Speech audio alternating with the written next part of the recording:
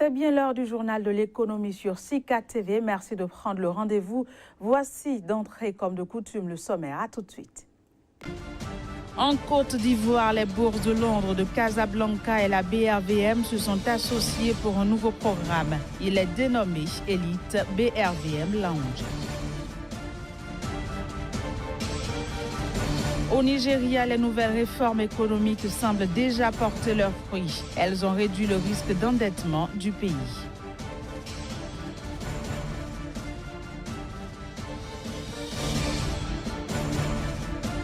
Et pendant ce temps, les nouvelles sont moins bonnes en Tunisie. Le déficit commercial du pays s'est élargi à 23,5% sur les 10 premiers mois de l'année.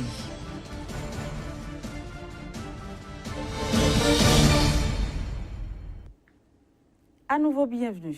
Accord de partenariat entre les bourses de Londres, de Casablanca et la BRVM. Les institutions ont scellé jeudi dernier à Abidjan, en Côte d'Ivoire, un partenariat pour le lancement du programme d'accompagnement des petites et moyennes entreprises de l'UEMOA, dénommé Elite BRVM Lounge. On fait le point à travers ce élément.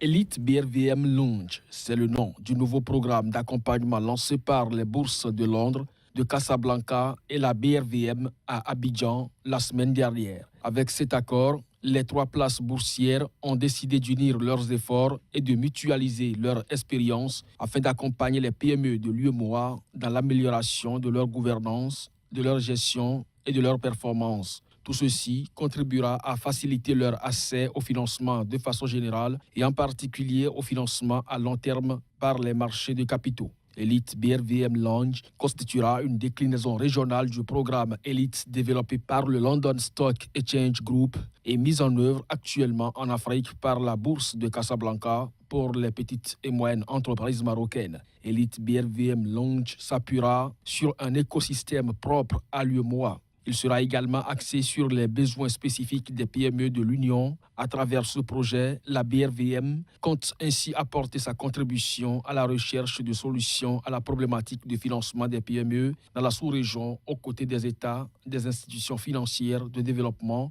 des banques et établissements financiers et les organisations du secteur privé. Je l'annonçais en titre, le gouvernement nigérien a confirmé que sa stratégie de gestion des recettes et des dettes a fini par réduire sensiblement le risque d'endettement et devrait accélérer le développement du Nigeria. De quoi redonner confiance aux investisseurs étrangers dans une économie qui se dégage progressivement de la zone de récession. Ce résultat, il faut le dire, est issu des réformes économiques entreprises par les autorités nigérianes auprès du Fonds monétaire international. Les réformes économiques mises en place par le gouvernement nigérien ont porté leurs fruits. Elles permettent de limiter les risques d'endettement et d'accélérer le développement du pays. La nouvelle stratégie consiste à réduire les dépenses publiques et à mobiliser plus de ressources auprès des partenaires financiers étrangers pour le développement du Nigeria. Sur recommandation du Fonds monétaire international, le pays s'est engagé pour plus de prêts étrangers. Ces emprunts augmenteront les réserves de devises étrangères du pays, réduiront l'éviction du secteur privé et créeront de l'épargne. Un des points importants dans la nouvelle stratégie économique nigériane est qu'elle prévoit un meilleur déploiement pour la mobilisation des revenus afin d'améliorer le ratio du service de la dette par rapport aux revenus. À peine sorti de la récession, le Nigeria offre aujourd'hui des perspectives économiques encourageantes. Avec un produit intérieur brut de 1,5%, contracté sous l'effet de conditions de liquidité défavorables, des délais d'exécution budgétaire et des attaques menées par les extrémistes sur des oléoducs pétroliers, le Nigeria devrait enregistrer une croissance économique de 2,5% sur la période 2018-2019, selon les prévisions de la Banque mondiale.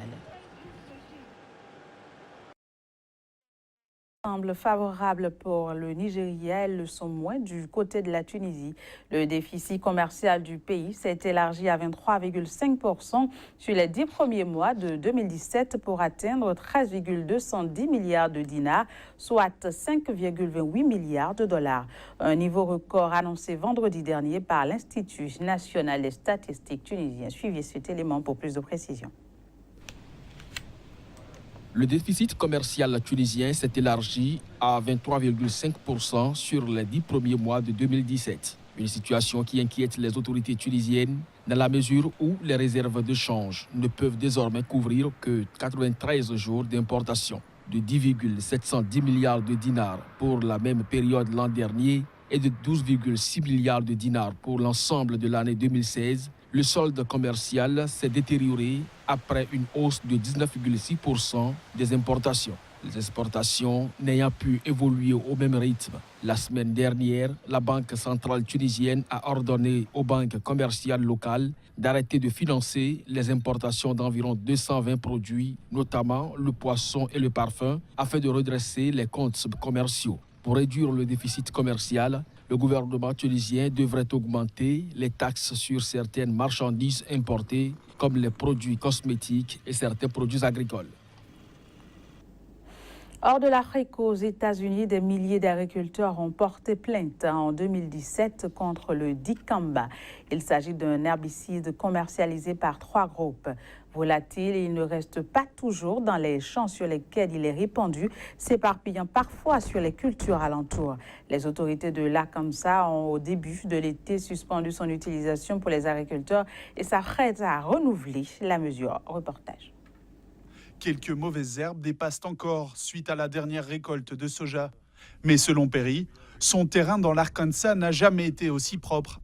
En bordure du champ, là où on n'a pas arrosé avec le dicamba, on voit des mauvaises herbes. On a aspergé le champ jusqu'ici. On voit encore des fèves de soja par là. Le désherbant dicamba est utilisé depuis les années 1960 par les agriculteurs américains. Depuis 2016, une nouvelle formule y est commercialisée. Elle permet un épandage plus tardif, lorsque les plantes sont déjà sorties de terre, et plus seulement sur le sol nu. Seules les nouvelles semences génétiquement modifiées développées par Monsanto y résistent. Le pesticide est réputé volatile à une dizaine de kilomètres du champ de Perry. Une exploitation bio. Sean redoute les évaporations sur sa récolte, destinée à la grande distribution. Ça ne nuit pas à ma récolte, mais si un produit non répertorié touche ma récolte, je ne peux pas la vendre. L'impact sur le rendement n'est pas encore connu, mais les agriculteurs touchés parlent de feuilles qui se creusent et se froissent. Plus de 2700 plaintes ont été déposées contre le dicamba aux États-Unis en 2017. Dans l'Arkansas, le sujet divise les agriculteurs lors de réunions publiques très surveillées. Le frère de Kerin a été tué en octobre 2016 après une dispute avec un agriculteur à propos du dicamba. Cette année, elle estime que le pesticide a largement affecté l'exploitation familiale. Les droits d'un agriculteur s'arrêtent quand il commence à provoquer des dégâts et faire du mal aux personnes autour de lui. Monsanto est l'un des 3 fabricants du dicamba. Selon la multinationale, les agriculteurs utilisent parfois mal le pesticide et certains ont recours à une ancienne recette, plus volatile. Le produit peut être utilisé en toute sécurité s'il est appliqué conformément aux instructions. La volatilité ne propagera pas le produit au-delà de la zone tampon et elle ne causera pas de réduction de la hauteur des plantes ou de pertes économiques. Au début de l'été, l'Arkansas a suspendu l'utilisation du dicamba jusqu'à la fin des moissons. Il s'apprête à renouveler la mesure au printemps 2018. On passe à présent à la page invitée. Ce sera avec Casimir Pidjo, mais d'abord ce jingle.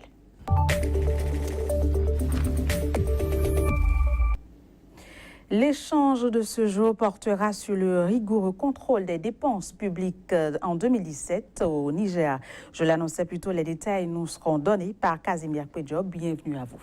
Bonjour, génial. Alors, le Niger termine son année budgétaire 2017 avec les félicitations du Fonds monétaire international. À quoi doit-on se satisfaire de l'institution de Bretton Woods? Il faut déjà dire, génial, que l'institution de Bretton Woods a foulé donc le sol du Niger entre le 26 octobre et le 6 novembre 2017 pour un peu passer en revue donc le programme FEC, entendez, Facilité élargie de crédit, qui est un programme mis en œuvre donc par le FMI, d'étroite collaboration avec certains pays qui ont souscrit donc à cette institution de Bretton Woods.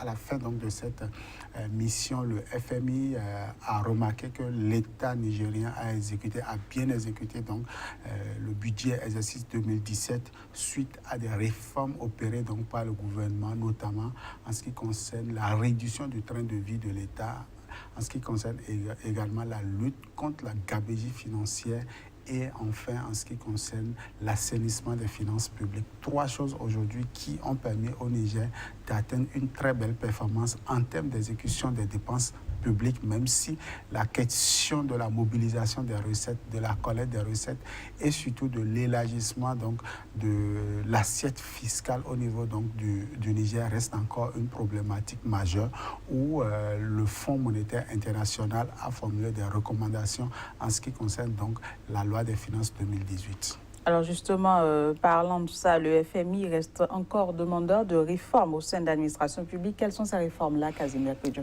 Bien sûr, Génial, il faut déjà dire que le FMI, même si il a décerné donc cette satisfaction au Niger, reste encore un peu sur sa fin en ce qui concerne donc la collecte des recettes, en ce qui concerne donc la lutte contre la pauvreté, en ce qui concerne l'autonomisation des PME et des PMI. Donc il reste encore beaucoup au Niger à faire en termes donc de prospérité économique, en termes donc d'accompagnement du secteur productif, en ce qui concerne la production de la plus-value au niveau donc du pays.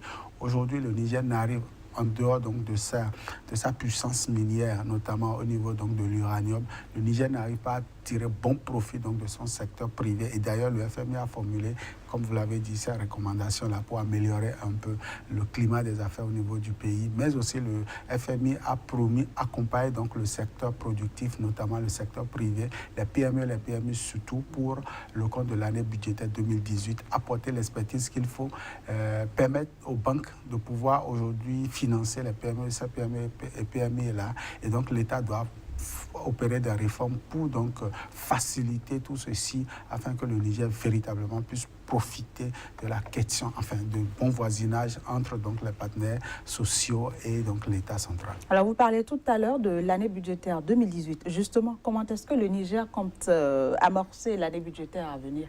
Déjà avec une croissance au niveau du budget de l'État, un budget fixé à 1900 milliards de francs CFA, 1900,86, le Niger compte donc amorcer un certain nombre, continuer dans la droite ligne des réformes budgétaires en donnant plus de priorité aujourd'hui au secteur de la production, je l'ai dit tantôt, en développant donc des infrastructures telles que l'énergie, telles que les infrastructures routières, mais aussi en facilitant, en accordant donc des largesses au niveau des banques, des institutions de microfinance, les systèmes financiers décentralisés, afin qu'ils puissent venir véritablement avec la cagnotte financière qu'il faut pour financer donc les PME et les PMI. Donc voilà un peu de façon globale ce que le Niger compte faire pour le compte de l'année budgétaire 2018 pour véritablement lutter contre la pauvreté et surtout l'inclusion sociale, surtout que c'est un pays où la croissance démographique est largement supérieure à la croissance économique. Il va falloir trouver le mécanisme pour pouvoir lutter véritablement contre la pauvreté dans ce pays. Merci beaucoup Casimir Pedjo pour toutes ces précisions. J'espère vous revoir très bientôt. Toujours avec le même plaisir. Chers amis téléspectateurs, vous l'avez compris, ce sera tout pour ce journal de l'économie. Merci d'avoir été des nôtres.